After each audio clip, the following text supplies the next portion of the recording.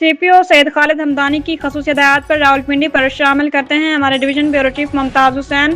Police کا پتنگ suppliers کے خلاف مؤثر کریک ڈاؤن، 8 پتنگ سپلائر گرفتار، 1715 پتنگیں اور 87 ڈوریں برآمد۔ نصیر آباد پولیس نے ایک فرد کو حراست میں لے کر 1011 پتنگیں اور 2 ڈوریں برآمد کیں۔ گوجر خان پولیس نے ایک فرد کو حراست میں لے کر 350 پتنگیں اور 48 ڈوریں برآمد کیں۔ صدر برونی پولیس نے ایک فرد کو حراست میں لے کر 116 پتنگیں اور 30 ڈوریں برآمد کیں۔ صدر واہ پولیس نے 2 افراد کو حراست میں لے کر 95 پتنگیں برآمد کیں۔